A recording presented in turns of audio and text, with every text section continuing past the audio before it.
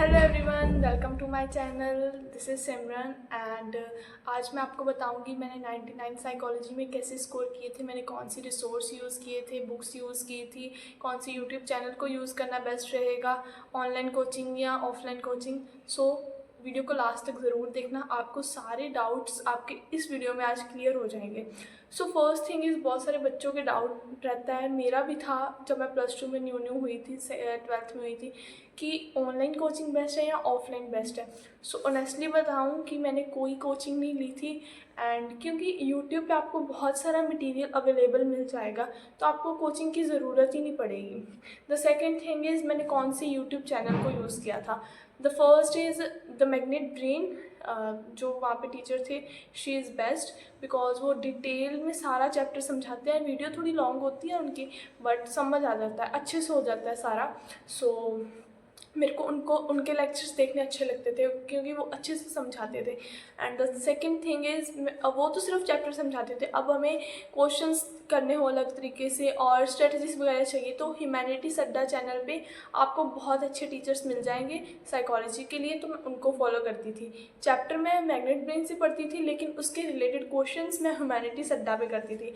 और हाँ, twins bro humanities, this is the best channel. आपको यहाँ पे और कहीं आप वीडियो देखो ना देखो, लेकिन इस चैनल में आपको हर एक सब्जेक्ट की फंसना पक्का है, सीरीज़ को देखना ही देखना है बिकॉज वो सीरीज़ बेस्ट है। वहाँ पे एनसीईआरटी के फर्स्ट पेज से लेकर लास्ट पेज तक सब कवर होता है, हर क्वेश्चन वहाँ पे कवर होता है उनकी वीडियो में। सो ये 3 चैनल है जो बेस्ट चैनल है, जिनको मैं रिकमेंड करूँगी, आप लोग ज़रूर देखना। और मैं आपको ये बता दूँ, स्टार्टिंग से ही आप साइकोलॉजी पे फोकस करना, तभी मार्क्स आएंगे। क्योंकि मैं स्टार्टिंग से ही पढ़ती आ रही थी साइकोलॉजी, जितना मेरे स्कूल में हो जाता था उतना मैं घर पे आके दोबारा से रिवाइज़ करती थी, उसके नोट्स बनाती थी। देन आफ्टर मेरे इतने अच्छे मार्क्स आ पाए हैं साइकोलॉजी में। सो मैं आपको भी रिकमेंड करूँगी आप स्टार्टिंग से ही अपना बेस्ट दो साइकोलॉजी में। And the next thing is, हमारे साइकोलॉजी में चैप्टर तो 7 ही है, बस चैप्टर 7 है, जिसमें फर्स्ट चैप्टर की वेटेज है 13 मार्क्स, सेकंड चैप्टर की वेटेज है 13 मार्क्स, थर्ड चैप्टर की 9 मार्क्स, फोर्थ चैप्टर की 12 मार्क्स, फिफ्थ चैप्टर की 9 मार्क्स, सिक्स चैप्टर की 8 मार्क्स और सेवन्थ चैप्टर की 6 मार्क्स। आपको ये अच्छे से चैप्टर करने हैं जो मैं अभी आपको बताऊंगी। आपको फर्स्ट चैप्टर बिल्कुल अच्छे से करना है भाई, स्टार्टिंग में ही हो जाता है ये चैप्टर। और स्टार्टिंग से लेकर अभी आपके पास कितने मंथ पड़े हुए हैं, आपके पास मे बी 9 to 10 मंथ्स अभी हैं, तो आप 9 to 10 मंथ हर मंथ भी एक बार वो चैप्टर करोगे ना, तो आपका वो चैप्टर बिल्कुल अच्छे से हो जाएगा, आपके 13 मार्क्स पक्के हो जाएंगे, मैं आपको ये गारंटी देती हूँ। और second chapter, first second fourth chapter, these are the most important chapter. आपको ये किसी भी हालत में छोड़ने नहीं है। अगर आप मेरी वीडियो लास्ट में देख रहे हो, अभी 1 महीना रह गया एग्जाम में, तब भी मैं आपको बोलूँगी ये 3 चैप्टर तो आप करो ही करो। और बाकी जो चैप्टर है 6th और 7th, ये चैप्टर इतने छोटे हैं ना और इतने ज़्यादा ईजी है, ये तो बहुत आसानी से हो जाते हैं, तो आप ये चैप्टर भी ईजिली कर लोगे, आपको अच्छे से समझना ही होता है। 6th चैप्टर में क्या है कि हमारे एटीट्यूड के बारे में है, बहुत ईजी चैप्टर है। 7th चैप्टर में ग्रुप्स के बारे में, कितने टाइप्स के ग्रुप्स हैं, कौन कौन से ग्रुप्स हैं, और ये सब है, ये बहुत ईजी है, आप अच्छे से कर लो, ये यहाँ पे आपके बहुत अच्छे मार्क्स बन जाएंगे। और जो सबसे डिफिकल्ट चैप्टर मेरे को लगता था पर्सनली, वो चैप्टर 5th था, थेराप्यूटिक अप्रोच। पता नहीं क्यों मेरे को बहुत डिफ़िकल्ट लगता था, बट फिर मैंने क्या किया, अच्छे से चैप्टर को एक बार खुद से पढ़ा, फिर मैंने उसका 1 शॉट देखा। 1 शॉट देखने के बाद मैंने देखा उसमें कौन कौन सी चीज़ें इंपॉर्टेंट है, वो चीज़ें को मार्क करा, फिर मैंने उसे अच्छे से रिवाइज़ करा, फिर मेरा वो चैप्टर भी अच्छे से हो गया था। सो मैंने आपको चैप्टर की वेटेज बता दी है। जो चैप्टर मैंने बोले हैं 1, सेकेंड, फोर्थ चैप्टर बहुत इंपॉर्टेंट है, ये करना मत भूलना। And the next thing is notes बनाने हैं। नहीं भाई, मैं तो नोट्स के बिना नहीं पढ़ सकती, मैं एक ऐसी स्टूडेंट हूँ जो बुक से नहीं पढ़ सकती, मैं नोट्स बना के पढ़ती हूँ। So these are my notes, आप लोग देख सकते हैं।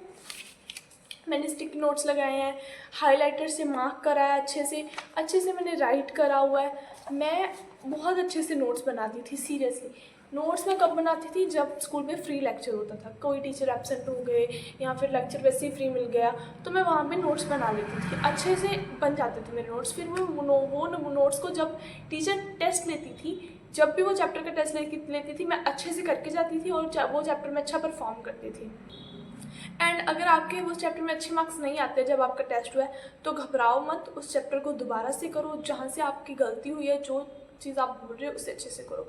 हर एक चैप्टर में अच्छे से डीप अंडरस्टैंडिंग करो। NCERT is the key. बस एनसीईआरटी को अच्छे से पढ़ो, कोई और बुक की आपको नीड ही नहीं पड़ेगी, कोई बुक की ज़रूरत नहीं है।